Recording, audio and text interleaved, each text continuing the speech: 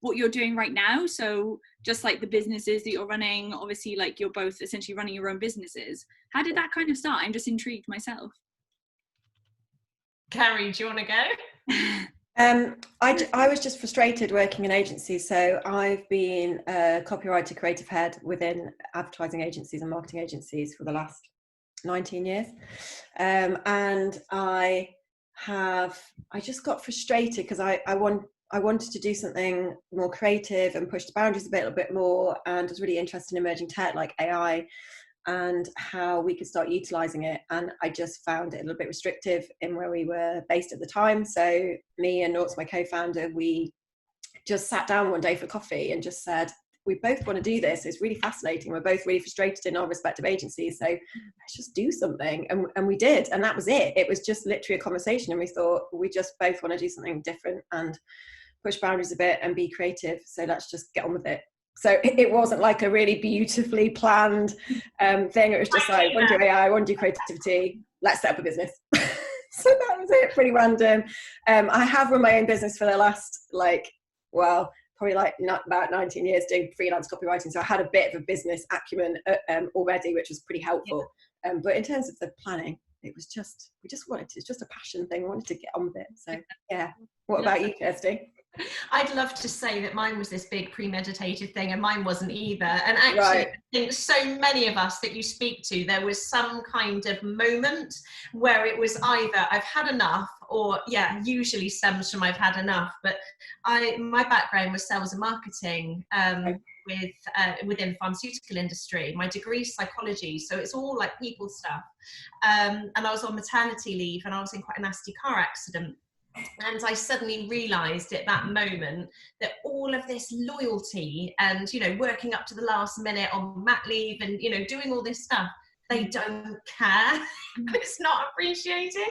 And it all went really, really awful. And I just thought, I am never giving my sort of, soul to someone else again. Like, I work hard and it's going to be for me. So, while I was on maternity leave, it's like, right, what am I going to do? And I was in my mummy bubble at the time. So I started off training to be a newborn photographer, because that's kind of where my head was. And I still do that. I love it.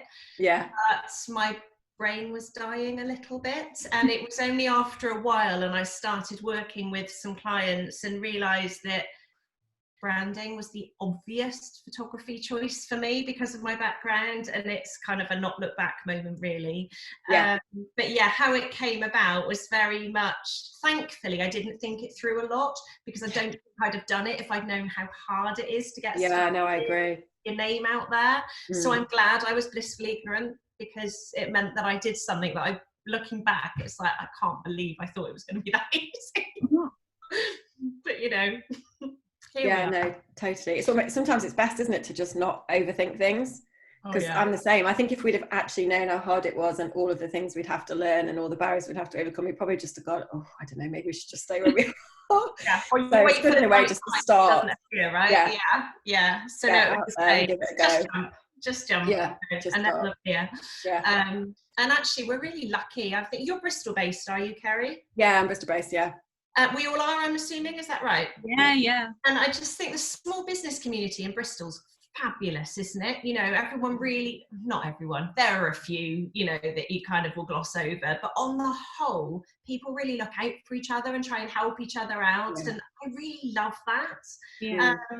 It's special. It's good to be part of.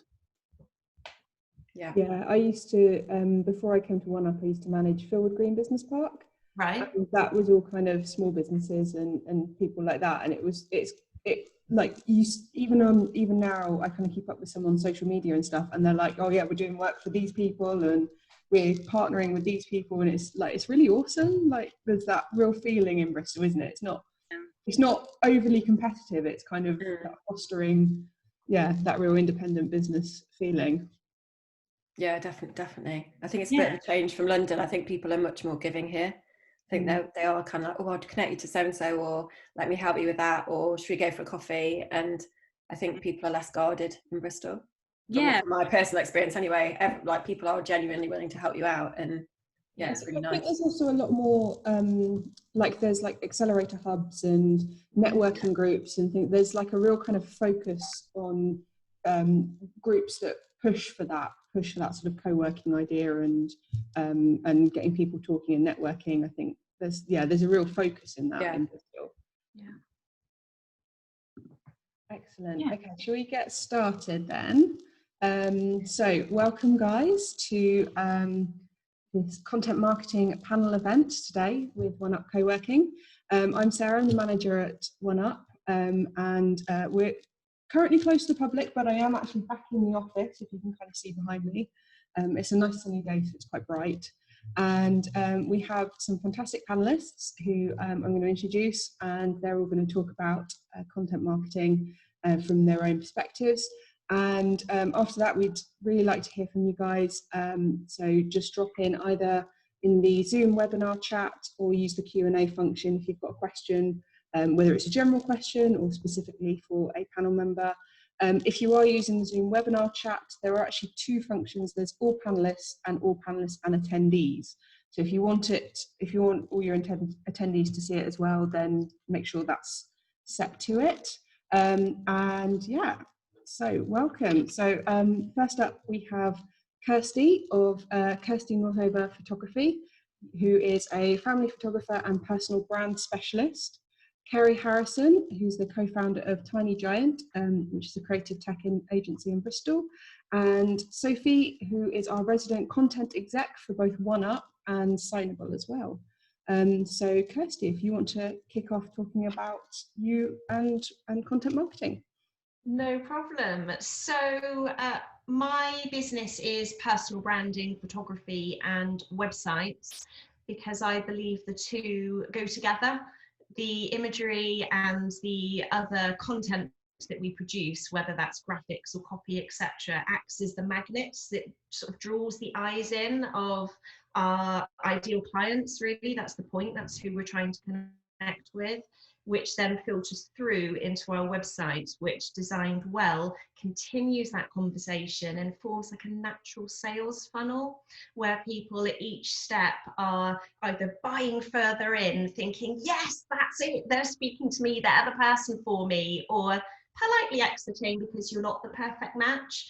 And I'm a firm believer in working with the clients that are going to turn into your raving fans, because it feels great for both of you. They're going to be recommending you to, you know, mountaintops, and it's just going to be a really great relationship. And the more of those people you work with, the more you're going to be attracting, and you end up then growing your business in a really organic, natural way.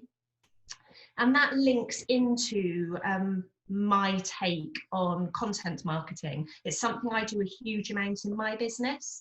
And I know there are some schools of thought that say you don't give everything away for free. You know, people need to pay to access you. I have a different take on it, and that's that I think we need to share enough of ourselves and our expertise for people to be able to realise that we are the right person to invest in.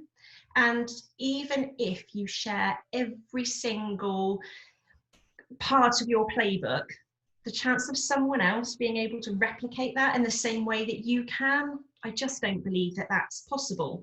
And the point of our brands being personal brands that we're sharing with the world is so that people are opting into this. You know, there are other personal branding photographers in Bristol, there are other website designers. I'm a little bit of a sort of unusual one with the background I've got.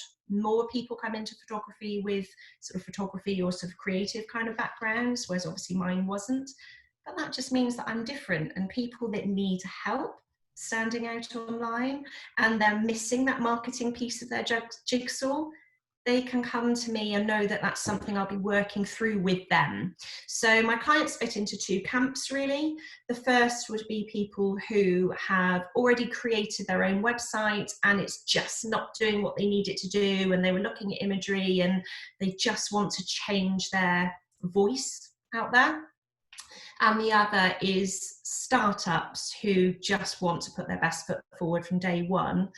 The one thing I say to everyone is, and this sort of comes into a few of my tips really, know who you're talking to, why you're talking to them, and what you're saying, because I've turned so many clients away, like in a really nice, loving way. Obviously, I'm not mean.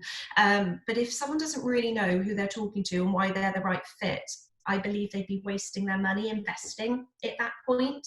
So I help them out with some work to do before coming back, because that just feels like the right thing for me to do. So I do it that way. So in terms of sort of content marketing with a personal branding twist, I think the overarching challenge for all of us is to find a way to stand out online in hugely competitive marketplaces.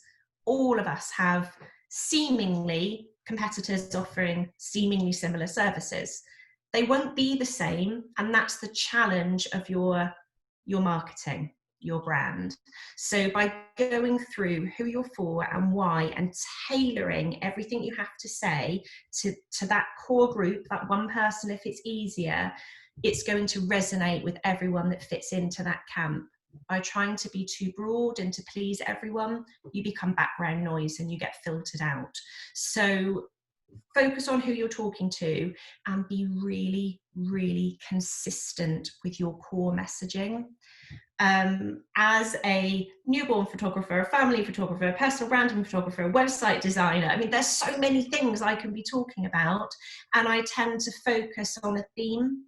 So when I'm on LinkedIn, it's all branding, and the core message is the same for all of it, and I just add value around that.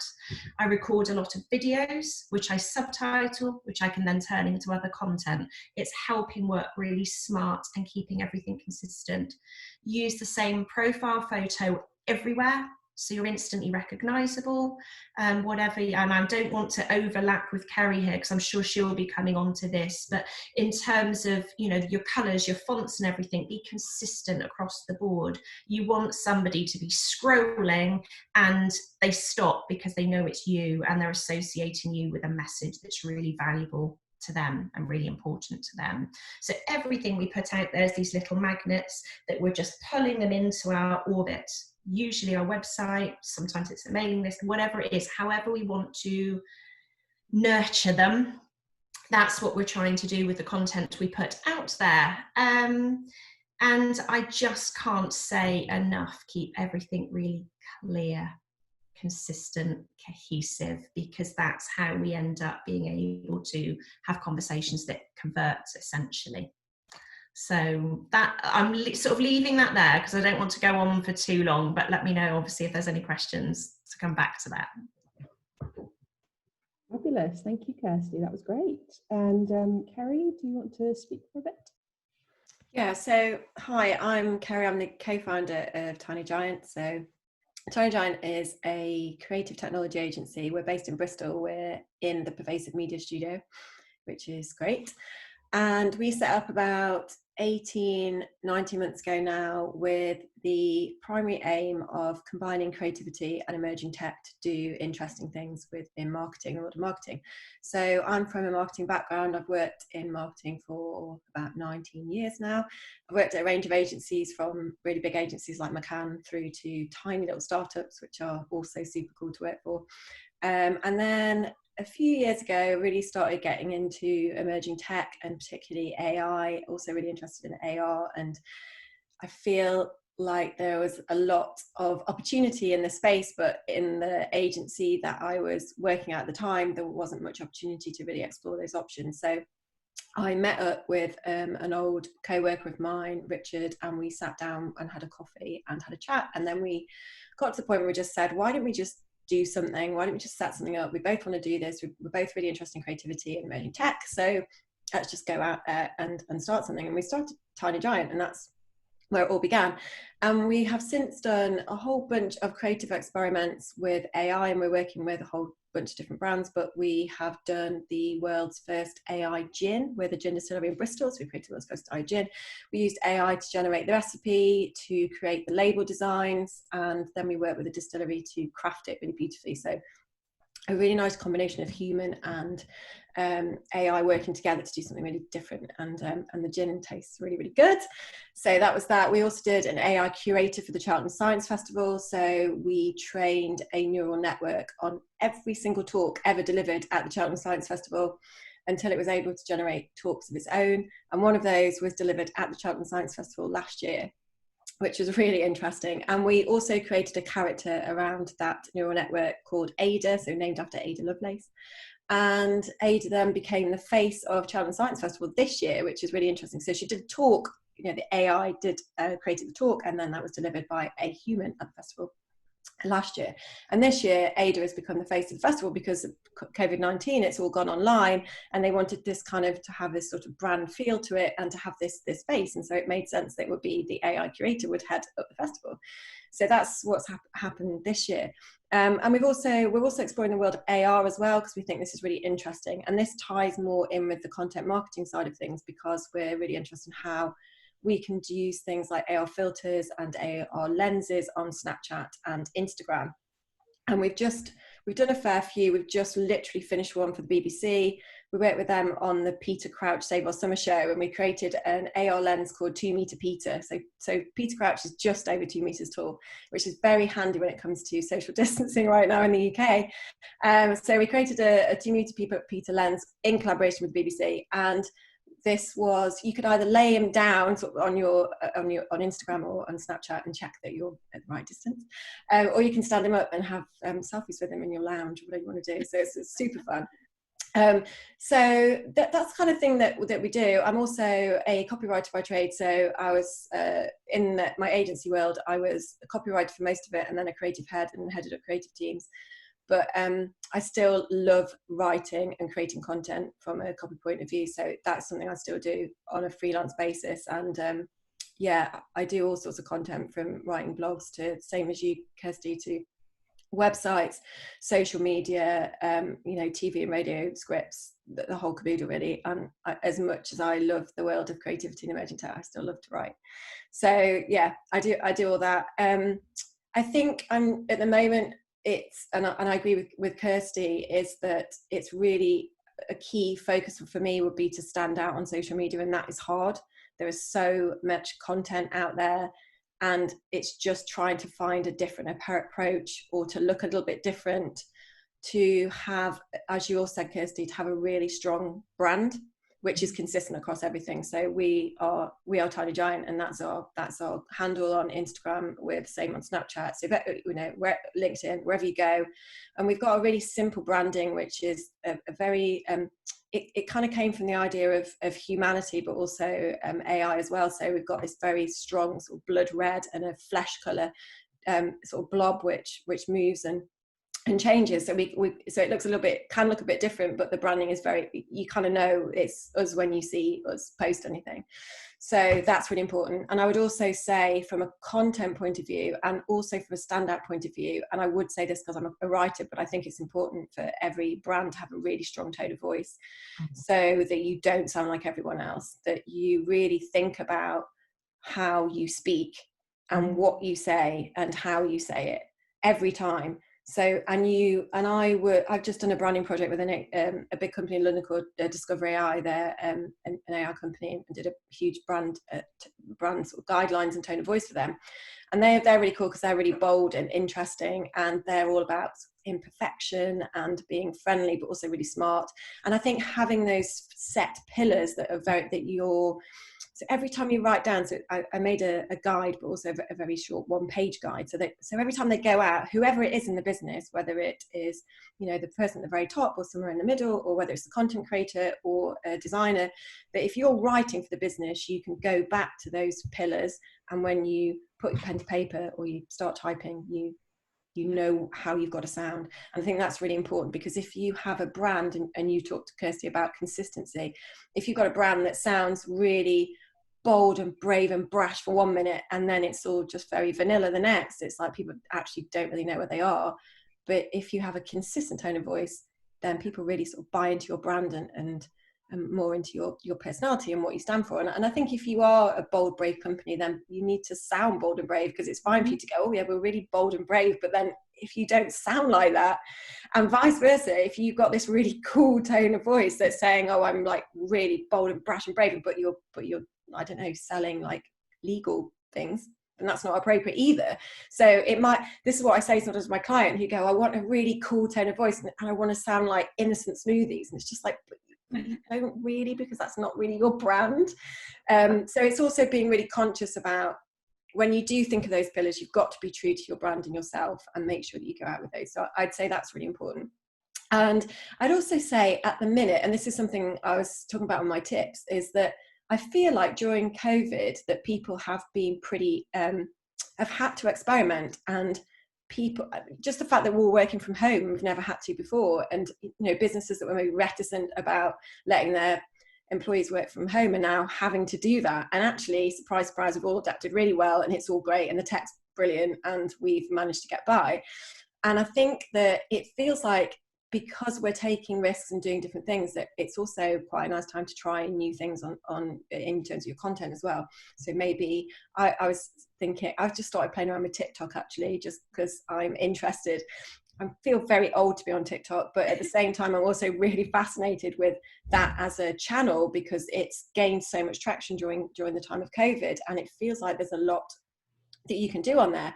And yes, there's all the dancing and all the super cool people on skateboards and whatever, but I've started just doing more sort of tutorials around creativity, and so you can go on and have a more serious and helpful style and tone, which is something that I'm exploring now. But also content. So obviously I love the whole blog and social media, but I'm also interested in podcasting, which is another thing that I think has grown quite significantly over the last couple of years, and also in COVID, because people are locked down, and also I think because people have had that one little tiny bit of their day to go out and exercise, and a lot of people just stick on their, you know, maybe a podcast while they're walking their dog or going for a run. So we've got a podcast which we've run for probably about 8 or 9 months now, and we've just reshaped that. It's going to be a bit more specific. It's going to be called Minds and Machines, and we're going to be launching that in the next week or so. But we've done one for the last 9 months or so called Tiny Giant Jams, which is all about meeting interesting creative people and just having a chat with them, really. We've learned a lot. It's also, I felt, quite a good way to generate leads and start building a relationship with someone. It's quite surprising. If you send a cold email to someone, they're pretty likely to ignore it. But if you go to someone and say, hey, do you want to be on our podcast and just have a chat with us about what you're up to, because we're really fascinated by your work, which we genuinely are, by the way. We don't just talk to anyone. But to go with that, our success rate of people coming on has actually been really high. People are interested in talking about what they're up to. People want to share their amazing work, and we love to hear from them. We've learned loads. Every time someone comes on, we leave our podcast really inspired. So it's quite a good lead magnet as well, I think, podcasting. And it's quite easy to do and set up. We haven't got any expensive equipment. We've just, again, one of those things we've just started to explore, and it's worked really well. So yeah, so I think it's good to explore new channels and give it a shot. It might be, and I think it's about bravery, about just giving things a go sometimes, because you can just stick with the normal channels, and that's great. And I know it does work for a lot of people. And I know, Kirsty, you've been saying that I really like the idea of all those little magnets that bring people to you, and that works really brilliantly. But also just to explore other options and see who else you can reach is really important. And it's interesting as well, because you explore these new things and you learn a hell of a lot just going through the process. And it's worked really well for us, and we've met a lot of people and built our network and got leads out of what we've done. So yeah, I think that's me. Sorry, I've talked for ages. Thank you, guys. And Sophie, do you want to talk about your work? Yeah, I'll go ahead. So obviously, as Sarah said, I work for OneUp, and I also work for another company called Signable. So we're kind of under one parent company called Domo. So yeah, I work on both of those. So I do a lot of stuff with Signable. So they're an e-signature company. So we do a lot of software. It's a SaaS company basically. So I guess maybe a few of the participants maybe have similar companies that they need to try and market for, which is, you know, it's quite a challenge sometimes, trying to find a way of letting people know about the software in a way that they'll understand. So I think that's my main thing is, I'm a storyteller, so I'm a writer at heart. That's what I did at uni. That's what I'm trained to do. So that's what I love to do, is find a way of telling a story about a company in a way that other people will understand, that have, you know, no prior knowledge of technology at all. In some cases, you'd be surprised with some of the companies we deal with. Obviously, they, you know, they're completely fresh to it, and they're just like, you know, we don't know how to do this thing. Can you tell us? So that's kind of the challenge that I face, yeah, on a daily basis, trying to word copy in a way that people relate to.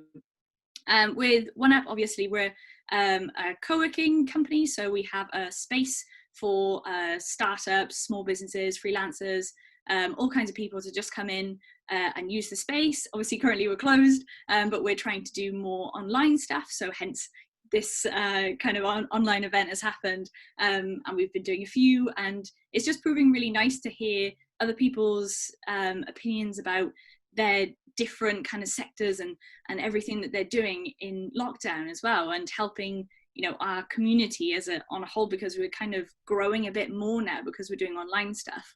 I think with online there's maybe no boundaries, whereas we might be bound to Bristol, we might be bound to whatever, you know, city we were in, but with the online stuff it's nice because we're able to expand and speak to more people and help more people. So yeah, that's what we've been trying to do, is do a bit more online, do a lot of videos. We do a lot of that at the moment, because like Kerry was saying, it's a time for experimentation. So if you're thinking about doing something now, just do it, because when we're kind of back to normal, there may be not as much scope to do these things that sound a bit crazy, and like doing TikTok or something like that. You know, we've been doing more Instagram videos, and we want to expand with that a bit more as well. But we've been doing things, you know, just even promoting events, or just speaking to our members about, you know, giving support, maybe mental health support. We did a thing around mental health awareness week, where we just recorded a couple of diaries about how like Sarah herself and then our host Carolina, how they deal with their mental health whilst at home, and they just gave their tips for it. And I think that was really helpful for a lot of people, because they were like, oh yeah, okay, so these are things I can take away. You know, we're not, like Kirsty was saying, you know, we're not charging for this information. I think it's just nice as a brand to build up the voice, and just getting in touch with your community, really. So that's the kind of, so they're very different brands maybe that I work for. So it's tapping into a lot of different types of customers and clients and whoever else. So yeah, it's an interesting time, but it's really exciting. So just you know, expand what you're doing and experiment with things. So to come on to my tips, like I said, obviously I'm a storyteller and I love writing. So I think being authentic about what your brand is and what you're selling is really integral. Don't try and jump on somebody else's tone, as we're going to call it. Don't try and jump on something like that. You know, you need to develop something that is authentically you, because at the end of the day, they're buying into you. They're not buying into this random piece of software or this co-working space. They're buying into the story that you're telling and the solution that you're going to give them. And often in some cases, especially when I'm talking about Signable, they almost don't know that their solution exists until you tell them about it, until you let them know that this is a solution that they need. So you're weaving the story for them, and letting them know of what you can give for them, but maybe they don't even know that they need yet. So I have a bit of an example. So I have, when we started Signable, so I've been with the company for I think like 2 years now, and when we started, obviously it was quite small still, so we're still trying to build up what our voice actually is, and describe exactly what the product does. So it's helping people get paper documents signed, but quicker and easier. And a lot of people wouldn't see that as a problem, but we do, and that's why we offer the solution. So we use the tagline of get your documents signed now, not next week, because a lot of people would think, oh, well, that's fine, we'll have it next week. That's just what you expect, because they didn't know that anything that they could do any better. So I think that's a nice thing to say if you're trying to sell like a SaaS company, just make people aware of the story that you can tell and the solution that you can offer in a way that they'll understand and that is relatable to them. What else have I got on here? So I've got another point of going to your audience. So obviously it's great to have a lot of content on your website. I know Kirsty knows a lot about this, having, you know, having a really great blog, for example. You know, I run our blog. I love putting really great articles out on there. I think it's a great thing to get people onto your site. But I think also going to where your audience is another great thing. So like we said about social media, you know, a lot of people spend a lot of time, even now, you know, especially in lockdown, people are spending so much time on social media. So looking at those platforms and seeing where your audience is active most, and obviously looking at what is working for maybe competitors or just amazing people on that platform. So we talked about really briefly, like Innocent Smoothies. So they do really great stuff on Twitter and all of their social media, but I just love their Twitter so much. So they have so much, they just comment on almost everything that is trending. So they do a lot of newsjacking, which obviously isn't for every brand, but I think it's still something, if it's relatable to your brand, if there's something that's trending, if there's something that people are talking about and you think that you've got something to add to that, then it's a great thing to jump on and just get in front of a new audience by going to them like that. I think it just expands however many people you can speak to at once. So doing stuff like that, like I don't know if anybody saw their blue campaign that they did for their drink. Obviously I feel like it's been everywhere, but they launched a drink that they said was blue and looks green. So people went mad on the internet and were just talking about how it's green, and every single time somebody said it's green, the Innocent Smoothies came back and said nope, it's blue. To the point where they actually got Duncan from Blue to come and film an ad for them, which was hilarious. And he was like, if anybody knows what's blue, it's me. And I'm Duncan from Blue. And it was the best thing, because they acknowledged what people were saying and they got involved with the conversation. And that is the best thing about social media, is getting involved with the conversation, because then that's another place for you to build your brand voice. And just make people aware of who you are, and I think they'll remember that. And it's just a nice little tip, especially for now, like people are all on social media. Just get involved with some conversations, just give it a go. My last point I was going to talk about was just utilizing video, because I mean we've all talked about it. We all know about this figure of 80% of people for online traffic is going to be video by 2020. I mean, we're in 2020 now, and it is still, it's still growing. So I think it's something that shouldn't be overlooked in your content strategy. I think it's something that you could do. You can do it anywhere, especially now we're at home. You could film something on your phone. The ones that we've done for OneUp, we've just done on a phone. As long as the content is good, as long as the ideas are good behind it, people don't really care how it looks.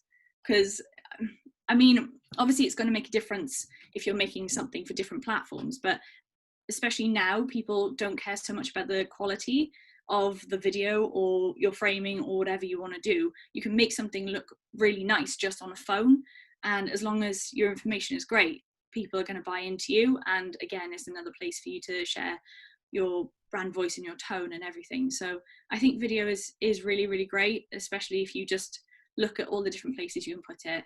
You can put it on your website, support videos, ads, whatever you want to do with it. You can make something really snappy with your phone. So I think just have a go with it. Again, experiment and just see what works. But yeah, I think that's what I would say for now, especially with thinking about post-lockdown stuff, thinking of like a relaunch type of strategy. I think video would be a nice thing to add in there, especially if you've got a physical space. You could do a virtual tour or something like that, so people are aware of what you've got in place, so that it's safe, and you're just showing what you've got to offer in the best way, really. But yeah, I think that's me. Fabulous. Thank you very much, Sophie. So if anyone wants to drop questions, feel free to drop it in the chat or use the Q&A function. I've just got a couple here. So what would the panelists would you say your advice is for good copywriting, and what content would you put on a website? So for blogs, ebooks, gated content, for example. Shall I jump in and say something about this? I mean, obviously, because I manage our blog and everything, I think a blog is a nice thing to have. But obviously, you've got to define whether you can keep up with your scheduling. So if you're going to have stuff going up every week, you've got to make sure that things are going up every week. And don't make promises you can't keep. Basically, I think I've learned that the hard way. If you try and add loads of things in a week, it's just not going to happen often. And I think people get a little bit bored with too much content at once. So I think providing really good, strong, valuable content is, I think that's the way that I would go with it. We do a lot of like gated stuff, so we have a lot of ebooks and white papers and things like that. So they are really useful to generate leads and things. So it's not a bad shout. But I think if you've not got a blog, I would start one, because it's a great thing to share out and just use as content, especially when you're thinking about SEO and all that other stuff. It's good to just have a really good bank of content behind you, so that you can link off, share it out. It also then provides a really nice base if you wanted to do some kind of PR outreach. If you're doing writing for other people, they can see what kind of stuff you're writing about as well. But I would say a blog is quite useful. Yeah, I use mine as the basis for my newsletter each week. It's a way of keeping in touch with past and potentially curious future clients as well. It works really well. And certainly from a website design point of view, a lot of my clients have a similar tendency to myself, which is using 50,000 words when you can use 5. Yeah. And not everyone likes to be condensed and curated. And I'd be really interested in following up actually with Kerry and Sophie afterwards, because I don't offer copywriting services, so you two would be great contacts. But it's also somewhere where you can just talk a little bit more freely, whether it's with a vlog or whether it's text, and you can have links in your website to going back to your blog to make people feel like they're able to share more of them, but without too much copy on a website, because no one reads it, let's be honest. You need to get people's intention before they invest that much time in you. We're all busy. So I like it for that purpose as well. I would say in terms of good copywriting for the web, it's following on from what Kirsty was saying. It's about keeping it short, because people scan when they're online. People have less and less time to look, so making your work or your writing look manageable is really important. So not that it just is manageable, that it doesn't look heavy. So I think if you go onto a site or onto a piece of, I don't know, or even on social media, if there's a big massive wad of text, you're just not going to read it. So keep it very short. Break up your paragraphs. It's fine to just have very short paragraphs. They might all actually flow, but still break it up anyway. So break it up, maybe use bullet points. I just think it needs to look really digestible. So I think that's a really important thing. Blogging, I really like. I write other people's blogs. So I don't always get loads of time to write my own, but I really need to do more of that. But I think also blogs are really nice in terms of business. It's also really nice because you get different voices. So whereas the website has to be consistent in terms of its tone, it's quite nice in a blog because you can get different voices from different parts of the business, and that sounds really nice. And it's also a chance, if you are the person who does all of it, to really get yourself behind in a blog, because you can just read, it's much more conversational from a tonal point of view, and you can just share your thoughts and feelings and be, like you're saying, Kirsty, just much more open. And I think that's a really nice contrast to a much more serious, more serious brand side of the site, to actually get that more human element to it. So a blog is also really nice just to show those two different sides of a business, because people want to know what the people are like behind the business, and a blog's a great way of showing that. So yeah, I think for me, those, in terms of gated content, I don't have experience. I mean, I've created ePDFs and the like, but I haven't got personal experience in that. But I think having a blog is definitely a really good place to start. And you can obviously use SEO in your blogs as well to try and use them from a search point of view, to leverage them to drive people to your site that maybe might not have come otherwise. I think I agree with that. I think keeping stuff really concise and short, I think goes for any platform, to be honest. You know, especially if you're dealing with, you know, social media has got such a small amount of time you've got to please somebody, they're not going to be able to read too much. So I try and go with the same thing with our website, where we try and keep things really concise and just get the point across straight away.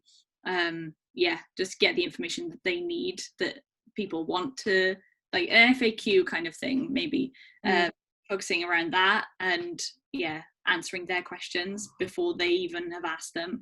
That's the kind of thing that we're trying to do. I also find in terms of blogs that listicles work quite well. So, you know, 5 ways to do this, or 5 quick ways you can, because I think especially if that's coming in off a newsletter or somewhere else, that people kind of know how much time they need to invest in that blog. If it's very clear that there's 5 or 3, they kind of go, okay, I know that it's going to be 5 things I'm going to read. And it's also easy to scan as well if there's 5. So whenever I've done anything listicle based, that always works well. And it also makes you block everything very, so you do get that natural blocking of text as well. So it's easy to navigate and scan through. So yeah.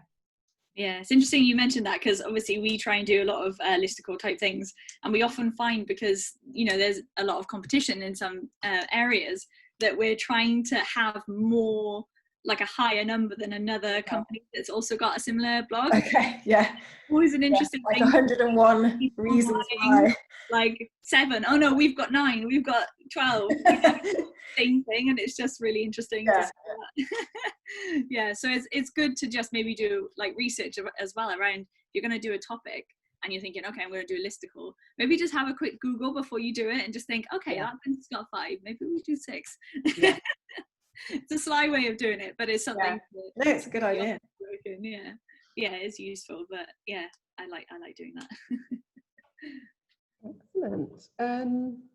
Got a question here, possibly more for Kerry, but obviously everyone jump in. How can we be using video more in our content strategies? And also, how can small businesses use AI in their content or advertising strategies?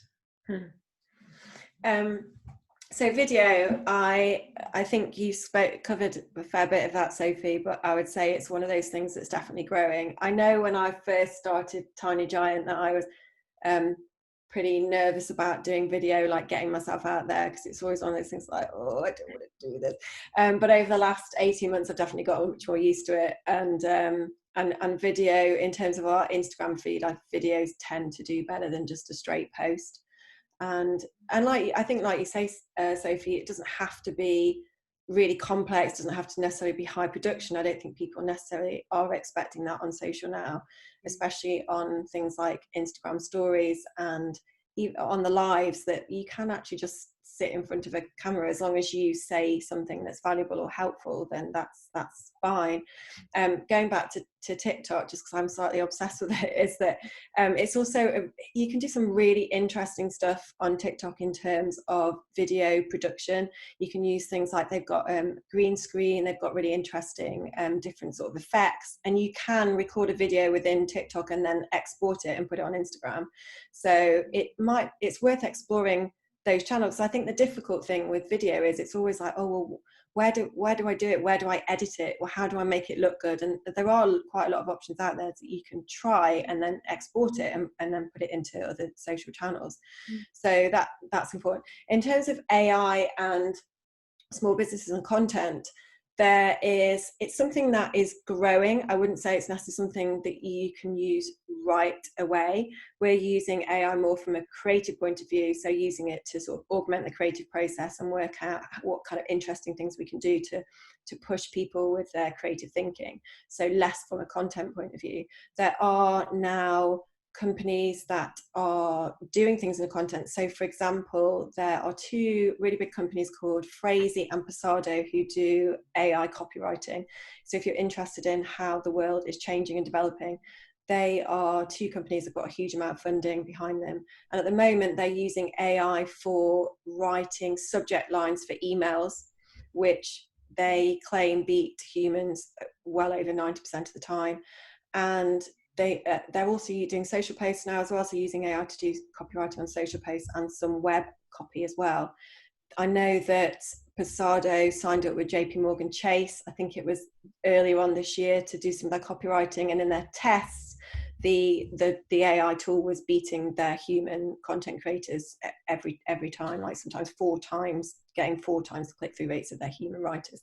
So, and it's happening very much in terms of journalism as well. So there are articles now being written by AI in terms of, generally they are very data heavy articles, so things like football scores and the market, financial markets. There are AI tools writing those kind of pieces, and they are live in and going out in big papers.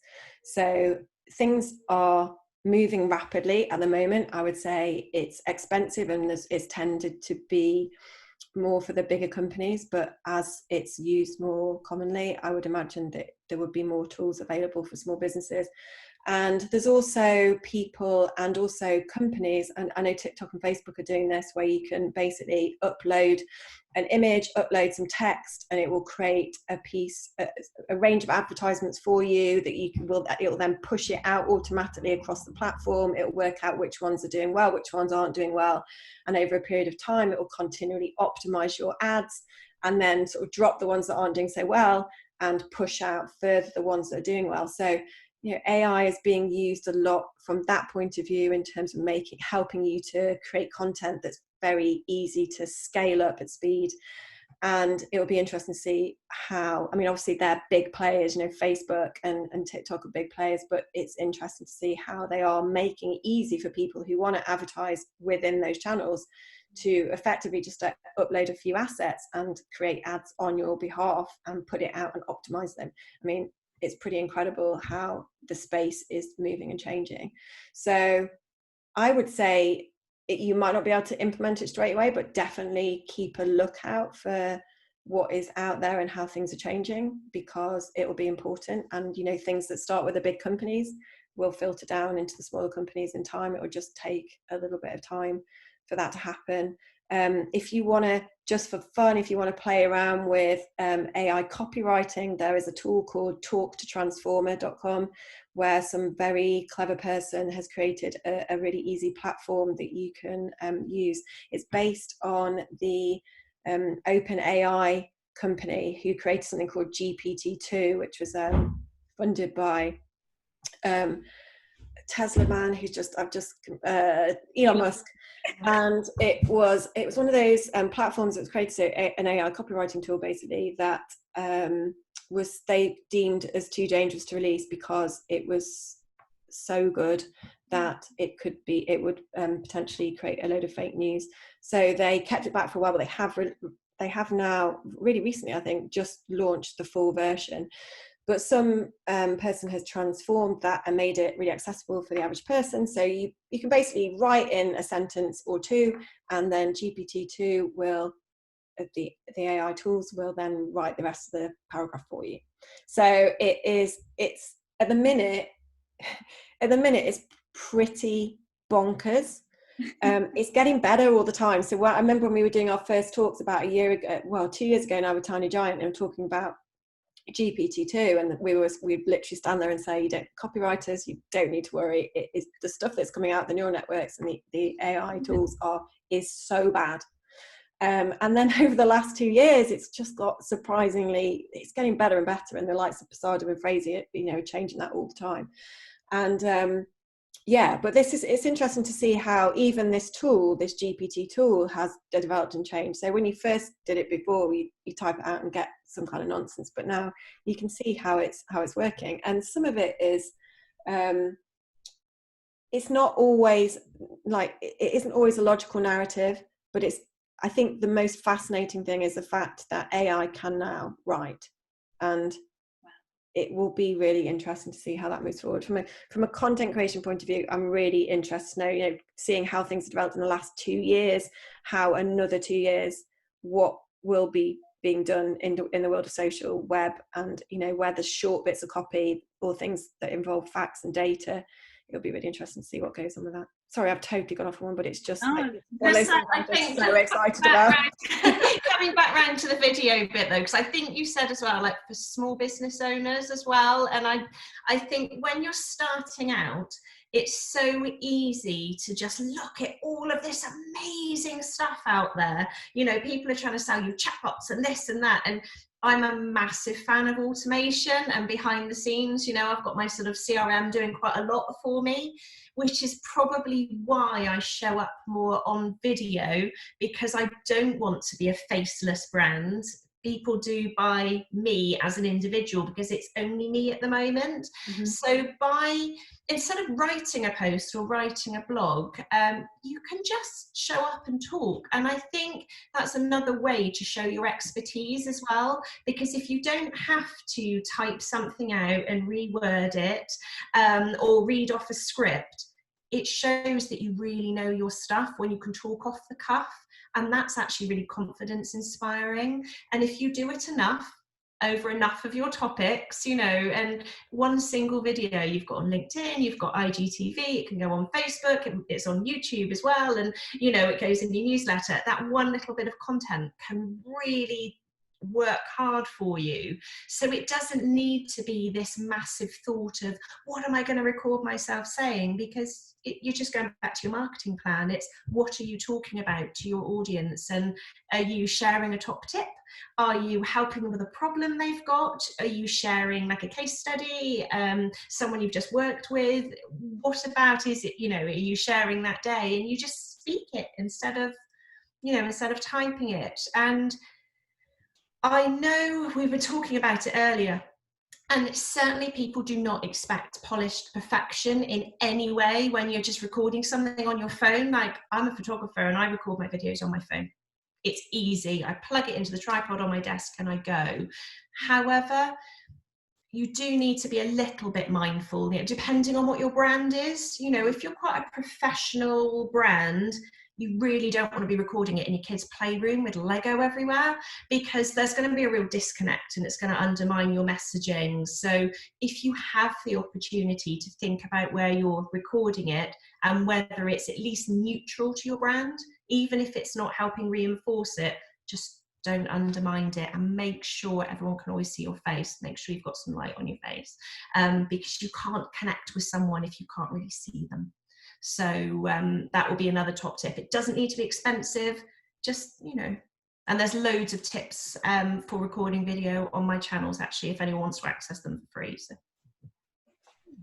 Yeah, I really like that. Yeah, I like the idea that obviously you have got to be mindful of what's going on and framing the shot a little bit when you're doing, more of a long form video. I think that's a nice thing to do is just think about it for a second. But yeah, we do a lot of, I've used like Soapbox, a bunch of different things, but yeah, we use a lot of webcam stuff. And I think if you've got a decent webcam, just use that and just make sure that you've got, you know, a nice setup. Don't look at my setup behind here, but I'm not talking from that, but yeah, I think it's a good thing. But yeah, like we say, you know, at the moment it's not a huge thing. It doesn't need to be absolutely perfect, you know, doesn't need to look like all these massive brands that are doing stuff. The one that I always like to bring out is the Dollar Shave Club. They did a really short one that was really low budget, and they just did it in one of their supply warehouses, and it's just this guy walking around, and you know, just follow him on a camera, and he just talks about the product. So, you know, you could be a bit creative with it. Just, yeah, think about the idea beforehand and just go with it. And yeah, like Kirsty says, like you could do ones that are just talking through an area of your knowledge, you know, maybe doing a demo of the product that you have, something like that. I think it's just nice to have that connection, that face-to-face connection, because people connect with people. So seeing someone else's face, especially if you're talking with social media, and people are scrolling, if they see a face, then they're going to stop. Even if it's just for a second, they're going to stop, because they're like, oh, what are they doing then? I'm intrigued. So I think that's nice to do videos of, just of you, and talking about your brand authentically. I think that's always the thing I come back to, is trying to be authentic. But yeah, I won't speak any more about video. I feel like I've said too much, but yeah, I agree with everything that everybody has said. It's really, good points. I would just say one other thing on video in terms of if you're doing it low budget, I would say sound is quite important. So if there's anything you invest in, then sound. So if ever I do any video, which is, and I've just done a recording on sort of introduction to AI stuff, which should be going out in the next couple of weeks, but and I just had a little lapel mic, which was like £12 from Amazon, and plugged that into my computer so that there was a sort of separate voiceover. And I think that makes a massive difference if you're recording on your phone, because if the sound isn't very good, kind of lowers the value of it. You just don't get that nice production value. So even if that, and it was literally £12 on Amazon, and we record all our podcasts on those as well, so it doesn't have, you don't need really expensive equipment necessarily. I mean, camera wise, you probably need something quite nice if you're taking really nice, like you're saying, brand shots. That's really, really important. But if you're just doing sort of off the cuff video stuff, but if a good little lapel might be worth investing. Yeah, that's good. Yeah, I agree with that. Yeah, we try to use a lot of different types of mics, because obviously we've got the team so distributed. We're all trying to record bits here and there for video content. So we've got somebody with like a really small little ditty mic like this trying to record stuff. Somebody else has got a lapel mic. It's crazy. It's good. It's good to just stand and just get some essential equipment. I think that's nice. Talking about the content thing, did you see the TV ad that was done for IKEA? It was done probably about a month or so ago now, where I think I did. Refresh me though. I'm not sure. Yeah, so they created an ad using content of all of them. So that it was an agency. I can't think who it was, but a really big agency. I think they're based in Singapore, and they did this ad for IKEA, which is really beautiful. Lovely editing, obviously, but all of the content was just people at home. So it was all of their employees just doing things in their houses. Yeah. And then they put it, like, stitched it all together into this really beautiful TV ad or social ad. And I thought that was really nice, that people being, and you were talking about earlier about being creative, that actually people have been creative, that they can't necessarily go out and shoot film content, but they can, piece together bits and pieces that they've been able to do at home, which is I thought was really beautiful. Yeah, that's nice. I mean, I love their marketing anyway. IKEA, they've nailed it, haven't they? They just know their voice. Yeah, it's brilliant. But yeah, that's nice, because it does sit in line with what they do already. So yeah, it works. Yeah, it does. It's really nice. Yeah, do we have questions? I don't think we've got any more questions, unless anyone's got any last minute they want to check in. I believe there were some top tips. Does anyone want to just share their sort of final top tips on content marketing? I think maybe I shared mine a bit earlier, but I think, just going back, maybe just to refresh, going back, I would just say, remember your story, be authentic to who you are, and know your brand voice through and through, and just, keep it consistent, and tell your story in a way that people will understand, especially if you're a SaaS company. Going to your audience, making sure that you're presenting yourself everywhere that your audience might be, even if it's a small percentage, just try it and experiment with that. And then again, video, try and just do a bit of experimenting with video. Like we said, try to shoot something on your phone, be mindful of the background. And just experiment. I think that's the main thing we're going away with here is experiment with things. That's my tips. I think I've covered a fair few of mine, but my key would be, and I think Kirsty said this earlier, but is don't be wallpaper. You have to try and stand out, whatever that means for you as a brand. So really thinking about how you're going out, what your brand looks like, your tone of voice, but also just mixing it up. So it might be that you do some plain text posts, you might do some video posts, you might just do, just try and mix it up so that you haven't got consistently the same thing all the time, just so that people are interested in what you're posting out. Again, I would say experimentation, especially right now, is probably the one time when we can really have a go at stuff without having to worry about all of the sort of red tape, having to convince everybody and anyone, because everyone's just like, do you know what, just give it a shot, because everything at the moment is experimental anyway. So maybe try a different channel, perhaps try a hand at podcasting, have a look at TikTok, just try AR, have a look at some of the filters that are going out there on Instagram and Snapchat. Some of them are amazing and fun and educational, and there's just so much going on, so do check out that. And I would also just say being helpful. So I think at the moment it feels like probably more than ever, we just need to help each other. And so if you've got any content you can go out with, like, and you were saying earlier, Kirsty, about you know, not holding back, like, you know, it's okay to give away some of your trade secrets, just help people, give people some tips, and just be a helpful, caring brand. And I think that will pay dividends going forward. If you build a relationship with people and you come across as being helpful and you give away some of your tips, then hopefully going forward that they will come to you when they might need something. So yeah, those would be my things. No, I totally agree with that. And I think the biggest tip from me is just be really, really clear who you are targeting really specifically. You know, so many of my clients come to me saying, well, I'm targeting women who they kind of shop in Waitrose and they're probably around 35 and they've got a couple of children. It's like, yeah, you know, come on, let's you know, and it's like, that could be anyone. Arguably, and it doesn't necessarily mean that they're right for you. So I share a tip actually that is from my business strategist, and the best advice I've heard her give around this is read your client testimonials. What do they say about you? What's the common theme of why they're raving about you? Because you can use that in your marketing to then share to attract more people that value that. It makes it much more targeted, and it means that you're attracting the people that you know are going to be really happy with you as well. And you know, when I'm working with my clients, we tell the story that Sophie was talking about visually. So we go through the copy that they've had written, if they've had it written, you know, what the flow is going to be of how someone finds them, each step of the way of working with them, and the end results. And we pull that out into visuals because it then helps with the content marketing, because we like to feel safe and secure and trust the person that we're about to work with.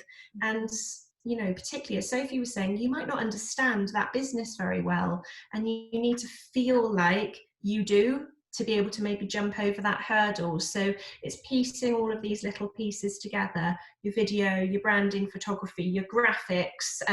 Playing around with different platforms is great, and it's a really fun thing to explore, and you might hit a gold mine, but keep that core there, because if that's where your business is coming from, you just can't afford to just dip in and out of that. That needs to be the strength in the middle of it, really, and just stay consistent to your messaging, even if you're playing around with different mediums. If you're not used to video, talk about something you're used to talking about, but just practice doing it on video. Or if you're new to TikTok, maybe use some material that you're comfortable with, so that you're not trying to reinvent everything at the same time, because that might overwhelm you and confuse your audience, and we don't want to confuse anyone. That's nice. Thank you so much, guys, and thank you everyone for attending. We've been recording this, and so we'll be putting the recordings on our YouTube channel over the next couple of weeks. If anyone wants to keep in touch, sign up to our newsletter. You can go to our website at oneupcoworking.com, and we'll, on the next newsletter, there'll be details of where to find this and everything.